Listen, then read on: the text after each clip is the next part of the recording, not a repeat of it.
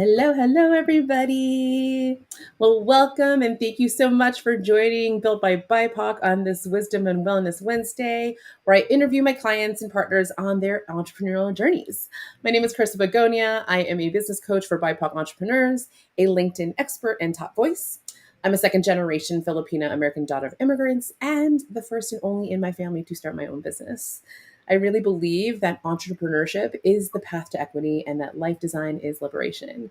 And at Conscious Exchange, we are creating an ecosystem and a movement of BIPOC entrepreneurs with a shared mission to achieve time, location, financial, and occupational freedom, not just for themselves, but also for their families and their communities. And our goal is really to make becoming an independent business owner accessible, profitable, and sustainable for BIPOC, and to help them create more visibility and amplify the work of all these incredible coaches, consultants, creatives, and contracting service providers that I work with. So today, I want to introduce you all to my friend and client, Grace Young Foster. Hi, Grace. Hi. Thanks for having me. Great to be here. Yay. Thank you so much for joining. Well, Grace is the founder and CEO of the Inclusion Initiative, which is a tech platform for professionals that is closing the opportunity gap for transracial adoptees and foster care alumni. Super excited to have you here to talk about the community you serve, Grace, because it's quite underserved, right? You know, when we talk about underserved communities, we rarely even hear about transracial adoptees and former foster youth. And so very excited when you came to me and was like, I have this thing, I want this idea. I don't know what it is exactly, but I want to build it, right? And I was like, yes, that needs to happen. So why don't you tell everybody in the audience or who's watching a little bit more about yourself? Yeah, well, I'm Grace Young Foster, founder and CEO of the Inclusion Initiative. And yes, I am closing that opportunity gap for transracial adoptees and foster care alumni. We have talked a lot, you and I, in our coaching relationship about how these communities are often invisible and there's a lack of resources. And then we're like, well, where is it? Who's building it? What's going on? And we slowly start to realize, right, us with lived experiences are the perfect people to build these things, to build these resources, to build these communities. And so I'm creating access to a tangible professional network that doesn't yet exist for these communities. So that's really exciting for me. And I think that the most critical piece of this mission and movement is that we are creating visibility into a gap and a need and elevating everyday people that usually don't have that kind of support and voice that really drives forward, right? Opportunity, career advancement, promotions, all of those kinds of things, specifically for transracial adoptees and former foster youth. Because when we show up at work, we show up as, we identify as women. You can see, on our faces, if we're Asian, if we're Black, if we're white, but you can't see if you're a transracial adoptee or a foster care alumni. That has to be an intentional share of your identity. And so creating more visibility in this way is really exciting. Yeah. So I'm really curious to hear a little bit more about the story behind all of this, right? Often we are the best people to serve the folks that who look like us, who have experiences like us, and I think it's as BIPOC entrepreneurs, I just don't think there's enough of us doing what we do and serving our people, right? And that's why I really call all of my clients pioneers, because we're building things that don't exist just yet, right? And I talk a lot about being the first and the only the other, and whether that's in the company or even as an entrepreneur, which you're probably finding, right? It's still a lonely road as an entrepreneur. Like we're all my peoples.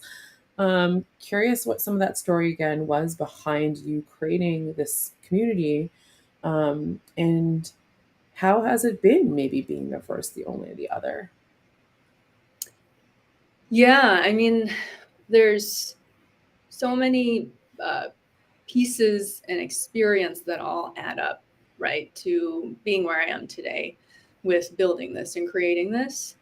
Um, but the underlying issue was I needed support.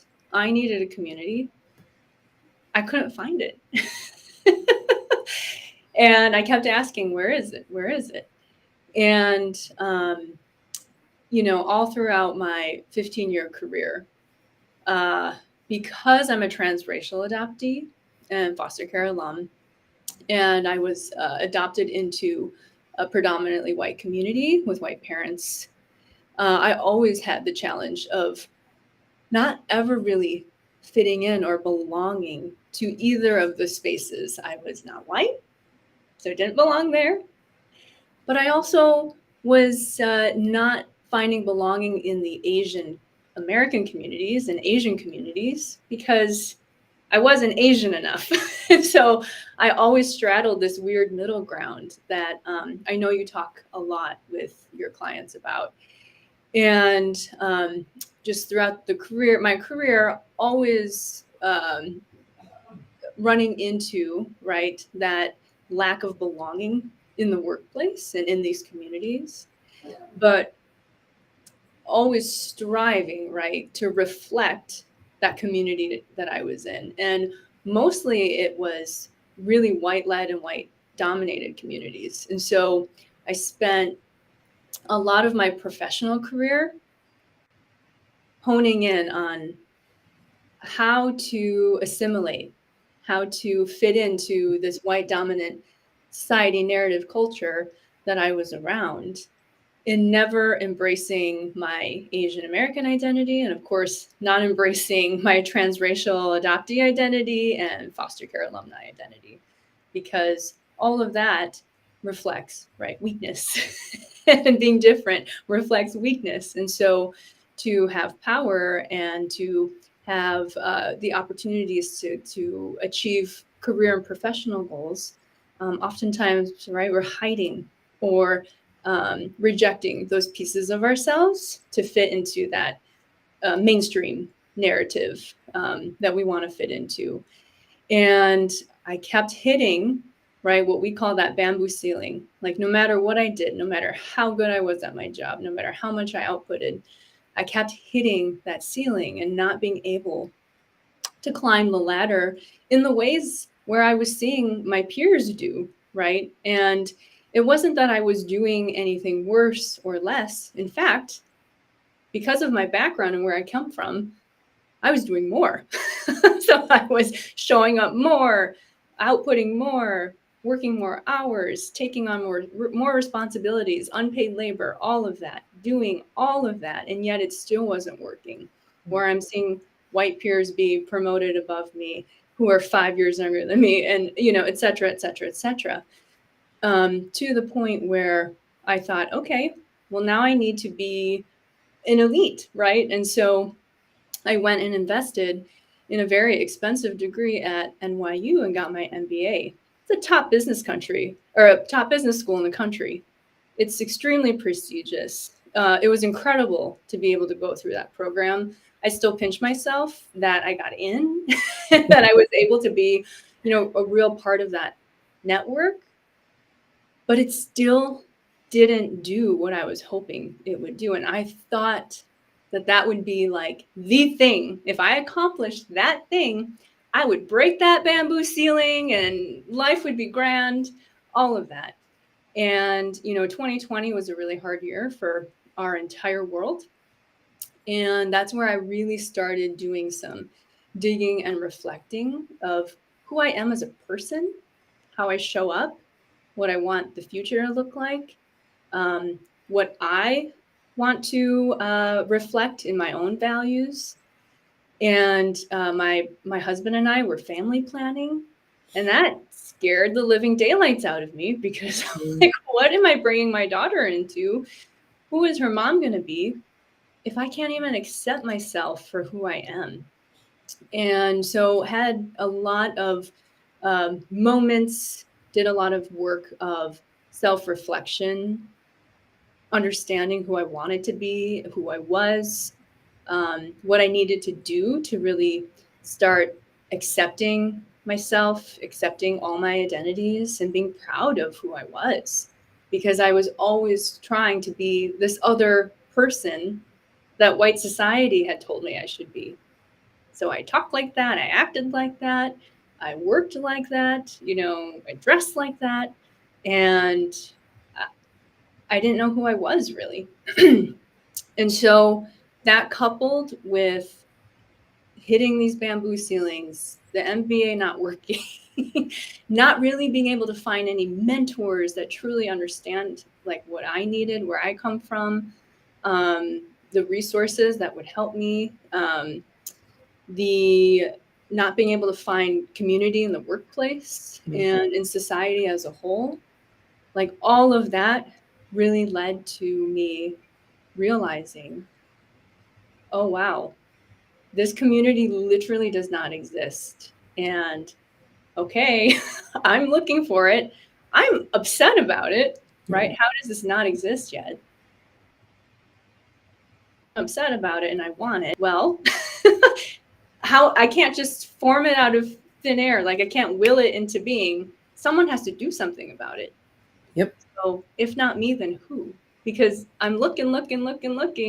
Nobody's building this. So if not me, then who? And it was just an idea. And it was born out of this gap that I was seeing in all these life experiences. Then I saw your beautiful face on my network feed. And I'm like, I have this idea. This career that I've built is not right for me. And I know that I need to do something. I don't know what that looks like. And it really scares the living daylights out of me to like even think about doing this. But I know that I need to take that first step. And so I slid into your DMs. And the rest is history.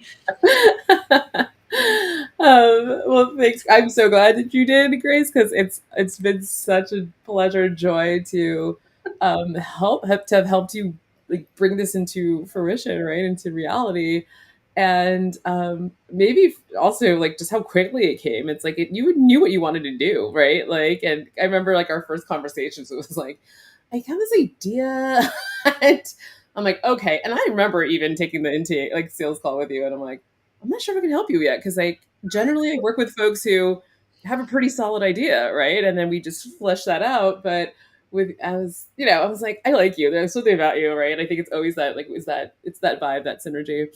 And I think I surprised myself too how quickly we're like, this is what you're doing. Like, yes, that is what I'm doing.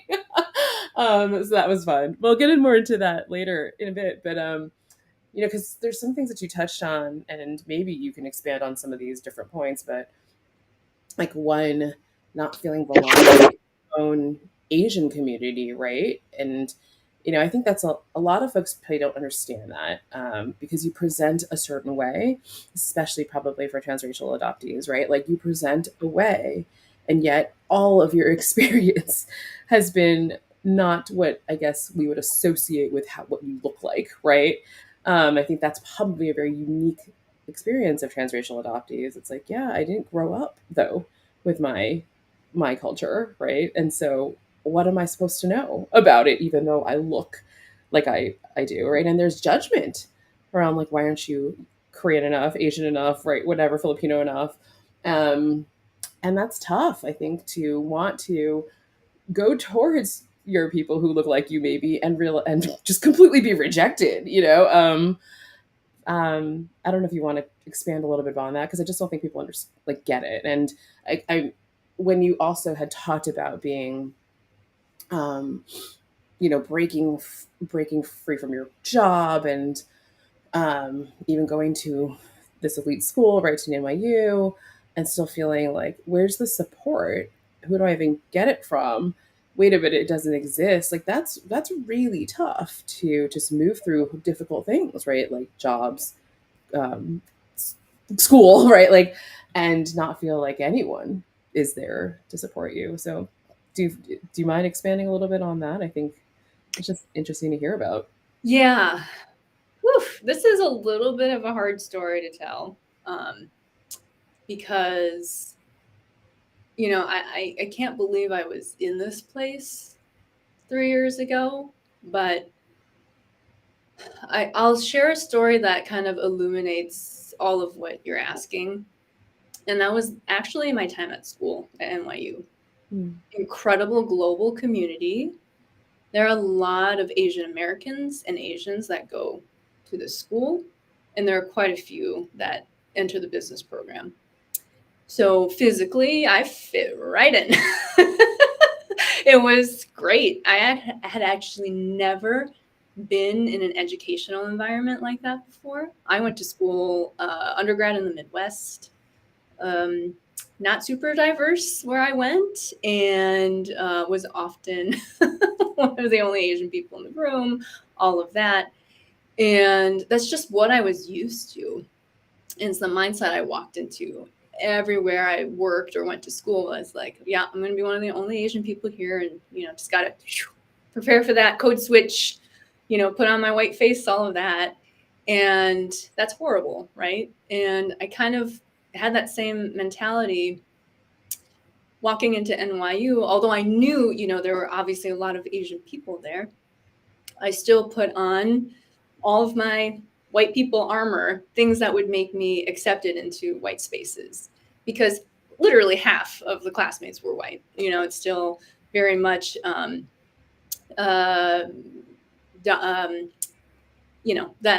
dynamic is still there, where white is still like the mainstream, right? But in this particular environment, I finally physically knew that I should belong, but I didn't feel it. And part of that was because I had so much internalized racism of myself. And for so long, I had always pushed away being connected to or associated with or compared to other Asian people, that I found myself doing like similar things with my cohort mates. And I'm really, I can't believe, right, that I was in that place at that time. And it came out in ways like, I would pursue relationships with my white cohort mates, not the Asian ones, or other cohort mates of color, but not the Asian ones. And while I did build relationships with them, was friendly, had the cordial interactions, I didn't want to go deeper, and I didn't want to really form like intimate relationships with them, because I was pushing away my own Asianness because of my insecurity. That is so awful. And I'm so glad that I recognize that now. And I'm glad actually that because of everything that was happening in 2020, and that was right in the middle of my schooling, I saw that. And I got to like reverse some of those behaviors and patterns, because I started accepting myself and started exploring my Asian identity, what it meant to be Asian American, and exploring like why I was feeling this way and being triggered by my Asian American classmates. And I did get to form some great relationships by the end of my school, because I started unlearning behaviors that I came in to that environment with. But that's really, that was a really stark example and experience for me in realizing like how much I was carrying in terms of internalized racism and not feeling like I belonged into the Asian community. Yeah. Well, thanks for sharing that, Grace, because I know how tough that is, and that is kind of the more insidious thing about racism, right? And white supremacy culture is that we're taught to hate ourselves, um, and yeah, until I learned more about internalized racism and unpacking that, it was, especially in the beginning, it was a big like shock, like oh my gosh, I've been rejecting all these parts of me because it wasn't acceptable to share them, and I didn't even know. I think that was the bigger like sadness that I had when I started doing all that identity work too. Yeah. So thanks for sharing that.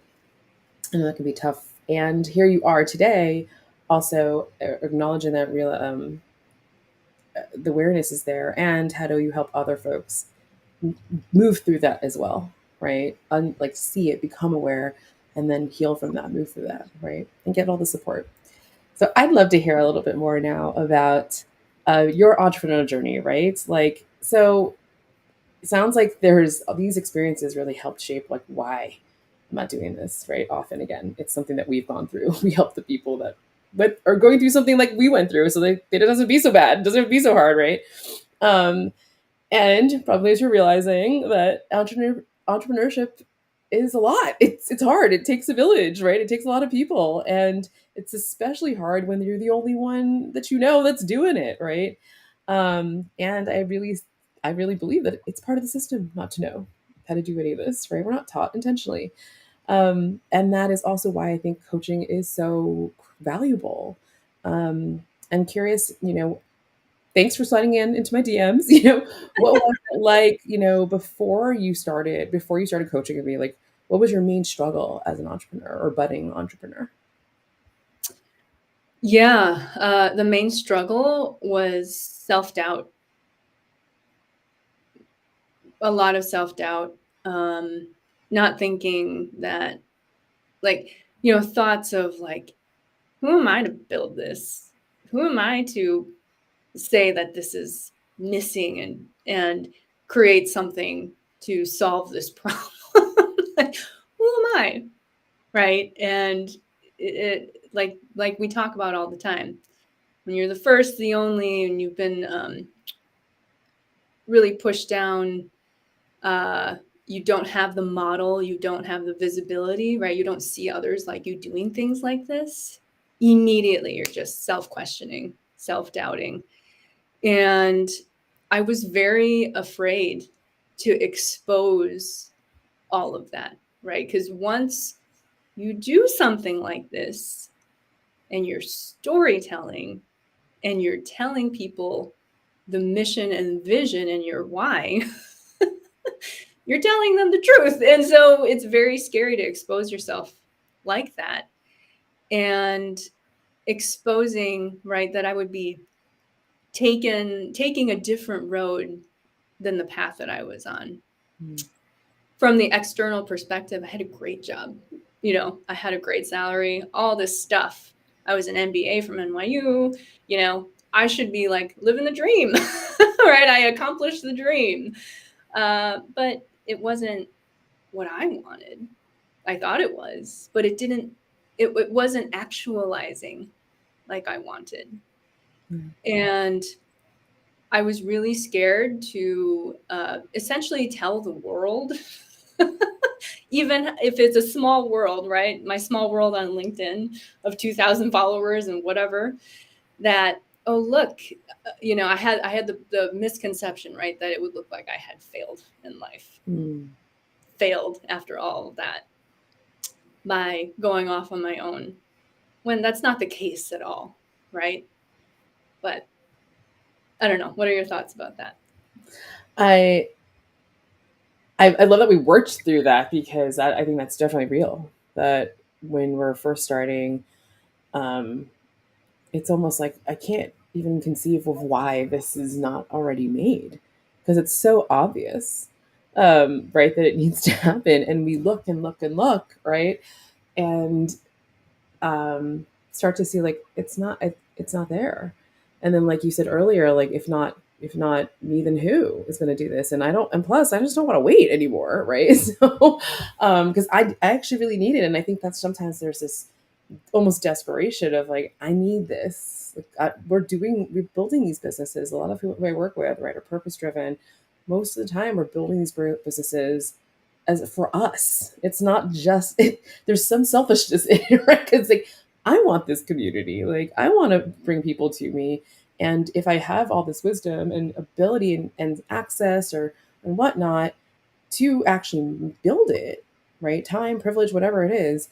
Um, that's the generosity I think that so many of us, with my clients, have like come with of I'm building it for me too, and to support everybody or like that doesn't have maybe all the advantages that I do, right? Despite all the difficulties that I might have gone through in my life, right? Exactly. I'm at a place where I can make things happen. I know how to maneuver through the world, right? Through business, etc. It's time to go. It's me, right? And I've been looking. Um, and again, I'm so glad that you did finally take that up, and you had to take that first step of saying like I need to work with somebody to help me here because I'm identifying I am potentially stuck in the self doubt, right? And I have enough wisdom to say, like, I need help with that first, right? Instead of let me go play around a little bit longer and ruminate on something, right? So you had to do that. Like you said, you slipped into my DMs. I didn't find you. So I think that initiative, taking that first step, is important. And yeah, I'm glad you did, and I'm glad to see again this corner of the world being taken care of and making that change. Someone's making the change because there's just not enough. Thank you. Yeah.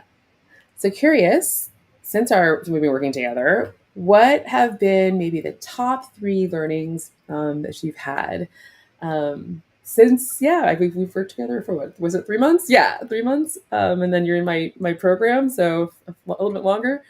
But what are some of the big things what are the things you've accomplished? Yeah, well, some of the top three things and some things that I've accomplished.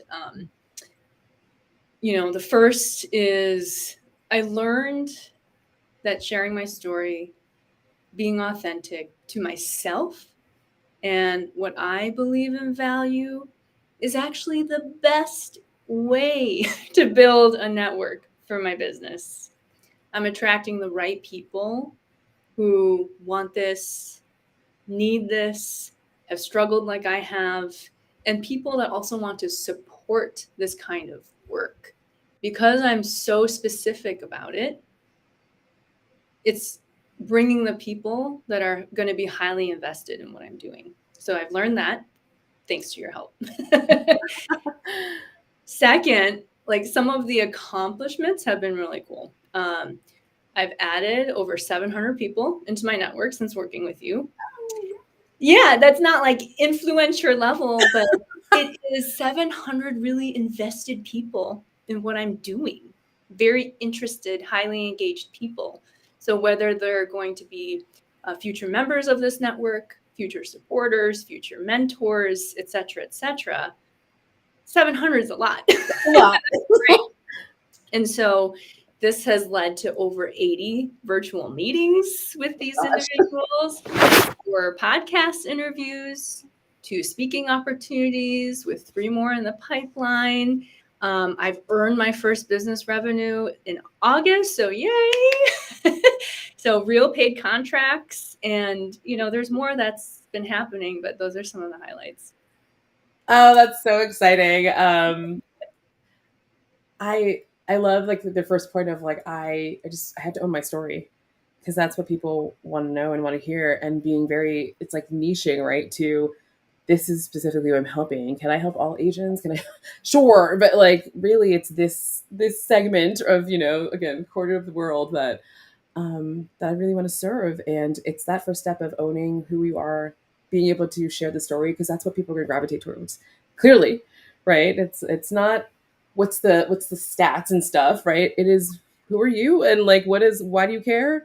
And oh my gosh, I'm on board with that mission. I'm on board with your movement, right? 700 people are on board with your mission and movement. So that's so exciting for me to hear. And of course, because of that ripple of impact, right? Like it's much more, what we're doing is much more expansive than just Grace wants to have an independent business by herself, right? Like, and of course, all the wonderful things that have come with that, like the speaking engagements, the podcasts, um, obviously the money like coming in with your first contracts. That's really exciting. And when you're talking about like, it's not influencer level. Hey, it doesn't matter, right? if it's engaged folks, you can have a small audience. That's all that matters, right? You can get a contract within 3 or so months because you're focused, have a niche, know what your product is, know your story, right? You don't need 7 million, like, or 7,000, right? 700 is fine. And um, I'm curious to hear, were you on social a lot before that? Like, so this is coming from like no presence really. Like I use it for a job because I know you're in biz dev, right? But otherwise, no, I wasn't an influence. I wasn't a creator, right? Oh no, I stayed away from it. I was like anti-social media. It's if you're using it for personal purposes, it can really suck you in, and it can be draining sometimes to see everything on social media, and you do that comparison thing and all of that. So no, I wasn't. I was staying away from it.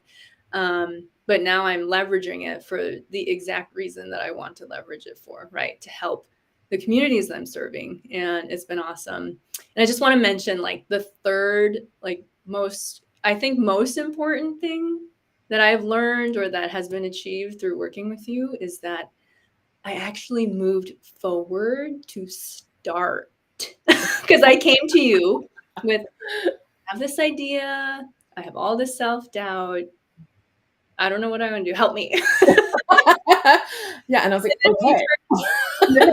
then we turned it into me leaving my full-time, really good paying role in the summer, me actually forming an LLC, me having a website, me having a following, me having advisors, like pending collaborators, pending partners, a platform for this community that's in beta right now that I will launch. So it's like I started and look what's happened in Yeah, just a handful of months.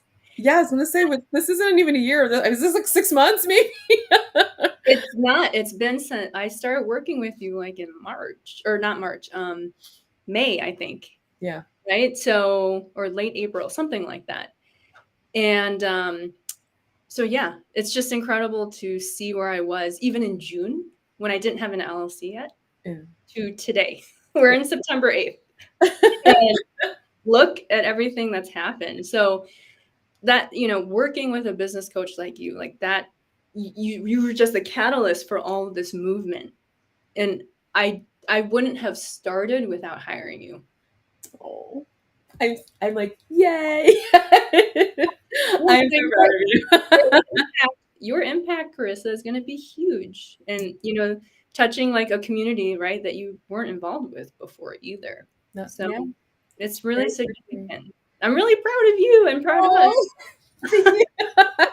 This is why I call all my clients my friends. I'm like, clients are like, where are you going later, next? I'm like, where are you going? Like, you're still in my community. Where you're going? um, well, Grace, we can start to wrap things up a little bit, move towards that, but because this could be an hour long situation at least, at a minimum. But you know, entrepreneurship can be challenging. Um, and it's not just about all the technical things, right? How do you create an LLC? How do you get partnerships, etc.? It's also about sustainability, right? What do you do? What have you been noticing for yourself as like, you be owning yourself, like being a CEO, and some of the kind of the wellness practices to make sure that you're still grounded and that you're still taking care of the whole self, not just the CEO or the founder self. Yeah, I stay grounded by really keeping boundaries. And boundaries is huge. That's something I didn't do when I was working in the nonprofit sector and the corporate sector. And that was part of, right, not just the burnout, but also just the unfulfillment of my career and my life, those feelings of unfulfillment. And understanding uh, now, right, like really feeling that empowerment that's coming from myself, right, that look, I can set my boundaries. I am driving this so I can set my boundaries. So that's what I do. And it looks like, right, making time to exercise when I need to exercise, clear my head, get that fresh air. One of the key things that is a non-negotiable for me is having that time with my daughter and my family. That literally was being stolen from me every day because there was another meeting added to another meeting, and then this deadline, and then this fire drill. And not that that won't happen in the entrepreneurship landscape, but I can also say, no, that's enough, stop. And I I get to choose, right, what time I get to spend with my daughter and my family. And that's why we're trying to achieve whatever dream it is that we're going after, because we want to create the life that we want. We want our families to have, right, what we never had. So those boundaries are really critical to my well-being and mental health too, and staying centered. Yeah. I'm glad that you're able to implement that, because it's one thing to do it for work and it's tough, right? When you have people demanding things of you, still working in this very toxic capitalistic kind of environment and ideologies. And it's sometimes not necessarily better when you become your own boss, right? When you're not kind of seeing models of something different, you have to create that for yourself. Like you have to be you're creating the boundary with yourself, right? Like you're the one telling yourself whether or not you're going to work grind or not, and spend time with your kids and your family or not. So I'm glad that you're able to do that, because I know that's not easy for a lot of folks, and it seems like it's the non-negotiable though that's going to make all of this stuff work, right? And why you even did this in the first place, because that was the point. That was a large part of the personal point, is to have that Yes. time, location, occupational, financial freedom for yourself, right? So, Right. awesome to see that you're able to hold those boundaries Thank when you. against yourself as the boss. Well, and your coaching really helped with that, right? You Oh, helped set like the framework for it, which is great. Thank you. yeah. I think I'm trying also to create a different model than what we're used to. So again, it's not easy because we don't see it often. So oh, it's part of the it's part of the oh, it's part of the deal, right? Of creating and creating this new type of um, model so that we can really find liberation in what we do in our lives. So, as we wrap up, what is something that what are you most proud of? You know, of, of what you've been accomplishing so far. What are you most proud of, and what do you look forward to most as you're looking towards what's to come, the future? Yeah, I would say I'm most proud of making the conscious decisions and actions with the help of your coaching to stop caring about external judgment and external validation, because that is what was holding me back. And not that the uh, the instinct to do that is still not there, right? I haven't completely overcome that, but I have tools now and a community of entrepreneurs where we can turn to each other and say, okay, got to stay true to ourselves, our values. People that are externally judging us, well, what we're building is not for them anyway. Yeah. So it's okay. They can judge all they want. I'm building this for them. So, and I certainly am not judging myself. Like, I don't think that I'm doing a bad job or that I suck or that I fail. So I need to listen to that inner voice and listen to those who really need what I'm building. Like, that's where we're going to find our validation, our motivation, and our power. And so I'm really proud of myself for I don't care. Like, you like what I'm doing? I don't care. Like, I care about you as a person, but I don't care that you think what I'm doing is dumb. Then go find something that speaks to you. Yeah.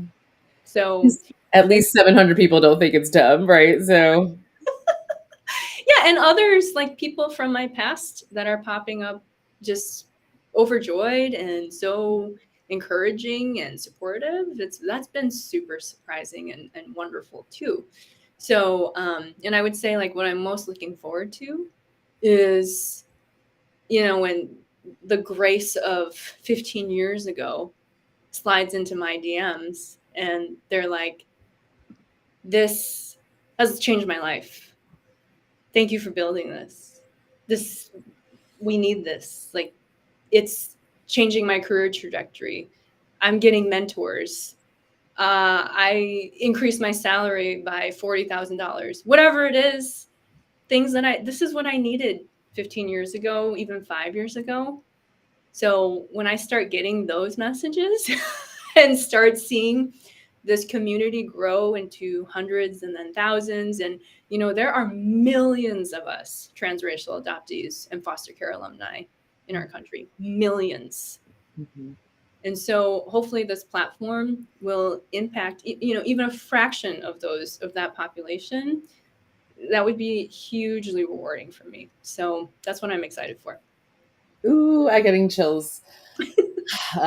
Hearing about you talk about it, like the grace, yeah, when the grace of 15 years ago shows up, and it needed you to do it, to decide to put those fears, that self doubt behind, not worry about what everyone is doing, really, really center in on your mission and who you are serving. Like, know the why, right? All of that is, it doesn't matter what the naysayers, like the negative folks want to say or do or whatever. I don't care, because there are more people actually than the naysayers telling me, like, please keep going, please do that, please let me know when the beta's up, or when I can participate, etc., when your next event is, so I think that is the power of, the good thing about social media sometimes is, like, you can find all these people that you never would have been connected to before, um, who are encouraging, that you can find a community, a coach, a community of other entrepreneurs who get it, who look like you, who get it, right? And to keep encouraging you. And I'm really glad that all of those kind of revelations and the goodness is all coming up, and sounds supporting and helping usher you into this new chapter. I love Exactly. it. Well, Grace, I would love to hear, just what is one word of affirmation to sum up where you are today and that you will be taking with you as you move forward? Um, we've said this word a few times, but it is power. Mm, Like, right? We hold the power. We hold the power to create change, to change our lives. Like, it's in us. And so that's what I've really learned through my journey with you too. awesome. Well, thanks, Grace, again so much for joining me today. It truly has been such a pleasure working alongside you. I know that the cohort is wrapping up, and maybe there's going to be different ways that we see each other outside this container. Hopefully, again, my community, or my clients become my friends. So, like, you're not getting rid of me yet, right? But it's just been wonderful to see. Like you said, I haven't really tapped into the transracial adoptee kind of community at all, and so to be able to do it even from second degree connection through you, it's like, and to support you in doing it. um, that is why I do what I do, right? That's how I expand, like, all the supports out and see my equity work working, is when I get to work with folks doing things, help the pioneers build a thing that doesn't exist so they can help their communities. So super proud of you, super excited to know you. One more last thing. What are you working on now that's exciting? And where can people find you? How can they work with you? Um, what do you want people to know? Yeah. I love that question. We're really a platform and community for all transracial adoptees and foster care alumni. So if you're Asian American, if you're Black, if you're, a person of color, however you identify, and you have the lived experience of being a transracial adoptee or foster care alumni, no matter what walk of life you're in, like this community and platform is for you. So I want you to hear that and be excited about it. And I would love for you to join our movement and really benefit from the resources and community that we're building. And so I encourage you to go to theinclusioninitiative.com, sign up for our updates in our newsletter, because that's where I share like all the things, right? The platform in beta, the upcoming events, et cetera, et cetera. And of course, my LinkedIn is a great place to get in touch with me. Would love to connect with you and hear from you. And if you're an Instagram person, I do now have an Instagram presence, and the handle is at the Inclusion Initiative LLC. So those are the areas you can find us. Awesome. Very excited to see how you continue to grow. Definitely encourage all the folks watching to go connect with you. And again, thank you so much, Grace, for joining. Thank you, everyone, for joining the conversation today. And if you enjoyed anything that Grace had to say today, definitely connect with her, follow her. And if you are curious also about coaching or want to learn more about my coaching programs, my community events, you can also visit consciousexchange.com. I am currently in the middle of launching or about to launch my second cohort of my signature group program called Leap to Liberation. I'm taking folks on the wait list right now. Doors are going to open in a couple of weeks. So definitely come slip into my DMs if you want to learn more about it. Again, it's all on the website. I'll put the links in the comments. And with that, thank you all again so much for joining us on Built by BIPOC. Had an amazing time. And, continue to watch, invite your friends, and let's go build our liberatory futures together. Bye.